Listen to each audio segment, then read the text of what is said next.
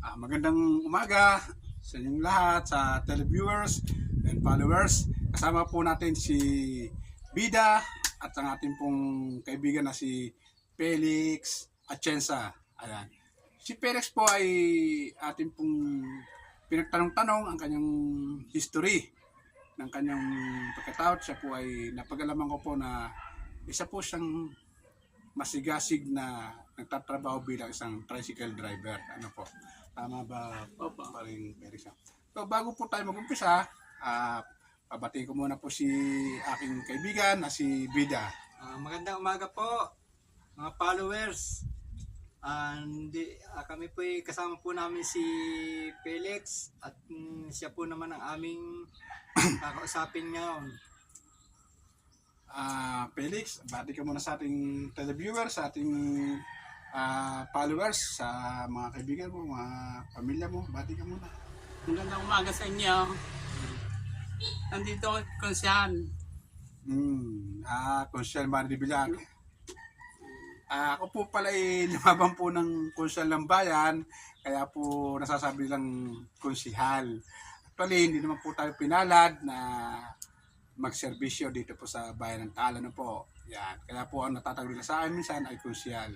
So Felix, bago tayo mag-umpisa, di ba ikaw ay tricycle driver na balita ko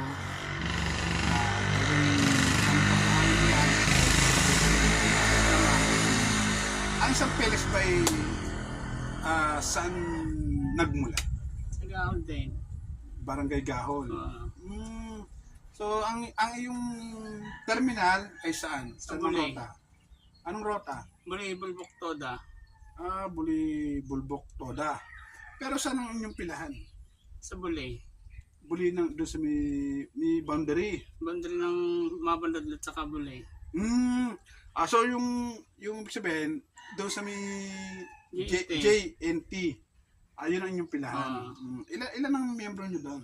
May 50 kami. Pero okay naman paghanap mo. Okay naman. Okay. Ilang taon na ba ngayon si Felix?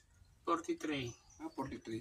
Si Felix po, sa inyong pong ligid kaalaman ay medyo bata pa po, pero kaya lang po, nakakabilib din po yung kanyang diskarte sa buhay dahil sa kabila po ng